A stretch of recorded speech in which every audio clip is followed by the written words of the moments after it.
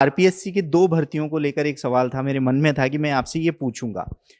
पहले लेक्चरर भर्ती हुई, मात्र 6 अभ्यर्थी पास हुए, न्यूनतम 40 फीसदी अंकों की अनिवार्यता पूरी नहीं कर पाई। और बीते दिन जो गृह विभाग की भर्ती थी, उसमें 181 पदों पर महज़ 4 अभ्यर्थी ही सेलेक्ट हो पाए। सर, क्या इसे गिरता हुआ स्तर माने कि 40% अनिवार्यता जो योग्यता है वो नहीं ला पा रहे हैं? बिल्कुल सही फरमाया आपने। हमने एनएचएम की परीक्षा कराई थी, 19 ट्रेड्स की परीक्षा कराई थी। उसमें से कई से ऐसे ट्रेड्स हैं जहाँ पर कि हम एक में तो एक भी पद नहीं भर पाया। एक परीक्षा में सिर्फ 3 पद भर पाए।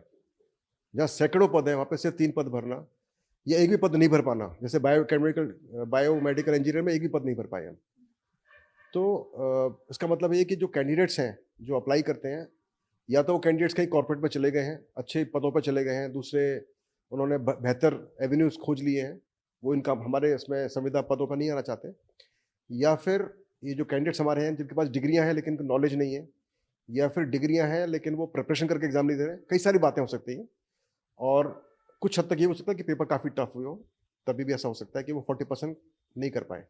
पर मैं समझता हूँ सबका आंसर इन बिटवीन है, सब चीज़ थोड़ी थोड़ी लागू है। थोड़ा पेपर टफ हो सकता है, कैंडिडेट्स भी प्रिपरेशन नहीं करते, उनके पास भी डिग्री जो होती है वो फर्जी होती है कई बार, या वो खाली बस डिग्री लेते जाके पढ़ाई नहीं करते। और कई बार जो कैंडिडेट अच्छे वाले होते हैं वो अप्लाई नहीं करते, वो और कहीं अप्लाई करते हैं। इन सब की वजह से जो पद हैं वो कम रह जाते हैं। और ये 100% आप जो बोल रहे हैं वो सही बोल रहे हैं कि ये गिरता हुआ स्तर है पढ़ाई का और प्रिपरेशन का, कि वो जो कैंडिडेट्स हैं वो कॉलेज जाते हैं, प्राइवेट कॉलेजों में जाते हैं, गवर्नमेंट कॉलेज में जाते हैं, लेकिन पढ़ाई नहीं करते और सिर्फ वो कोचिंग या दूसरी चीज़ में डिपेंड करते हैं और बाद में फिर वो प्रयास करते हैं। और जहाँ तक हमारी परीक्षाओं का सवाल है, कई बार ऐसे आरोप लगे कि आपके प्रश्न पत्र बहुत आसान होते हैं, उनका बहुत निम्न स्तर होता है, आरपीएससी का बहुत अच्छा स्तर होता है, तो आपके जो कट ऑफ बहुत हाई जाती है। अब हमको देखना पड़ता है कि हम चाहते हैं जो हमारे कैंडिडेट्स हैं उसमें बहुत ही बड़े नंबर हमारे वंचित वर्ग के होते हैं, जैसे कि एससी एसटी के, हमारे टीएसपी क्षेत्र जो होता है, हमारा जो शहरिया क्षेत्र होता है। अब यदि हमारा पेपर का स्तर बहुत ज़्यादा हाई होगा तो यकीनन हमारे जो बच्चे वंचित वर्ग के हैं, जो एससी एसटी के बच्चे हैं, खासकर जो टीएसपी के बच्चे हैं, उनका नंबर लगेगा ही नहीं। अभी भी इतना स्तर होने के बावजूद भी हमारे बहुत से सीटें खाली जाती हैं। शहरिया में तो बच्चे पास ही नहीं हो पाते बिल्कुल भी। वंचित वर्ग जो हमारा टीएसपी का क्षेत्र है, वहाँ से बहुत कम बच्चे पास होते हैं। मतलब जितने पोस्ट होते उससे कम बच्चे क्वालिफाई हो पाते हैं। तो यदि हमारा पेपर बहुत टफ हो गया तो शायद ये भी उनके लिए और भी मुश्किल हो जाएगा।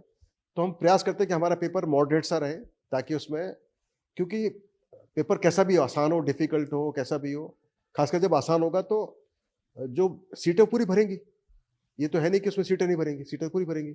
लेकिन कम से कम जो हमारे एससी-एसटी के बच्चे, टीएसपी के बच्चे, उनको भी चांस अच्छा मिल जाएगा, जहाँ पर 40% क्वालिफाइंग क्राइटेरिया होता है, 35% क्राइटेरिया होता है। अगला बात होता है कि बच्चे बोलते हैं साहब इसमें आपने सबको बराबर कर दिया, गधा घोड़ा बराबर कर दिया, ऐसे बोलते हैं कुछ, है ना? अब मैं समझता हूँ कि यदि पेपर आसान है एक नॉर्मल आदमी के लिए, तो जो बच्चा तैयारी कर रहा है पिछले 5 साल उसके लिए और भी आसान हो गया। उसके बावजूद भी वो बच्चा जो तैयारी कर रहा है 5 साल से, उसका नंबर नहीं आ पाया, तो वो उसकी गलती है, वो दूसरे बच्चे की गलती नहीं है। तो मैं समझता हूँ कि पेपर आसान हो, डिफिकल्ट हो, कैसा भी हो, जो तैयारी करता है उसके नंबर ज़्यादा आने चाहिए, जो तैयारी नहीं करता उसके नंबर कम आने चाहिए। तो ये गलत बात है कि सबके लिए बराबर कर दिया, ऐसा नहीं समझता मैं।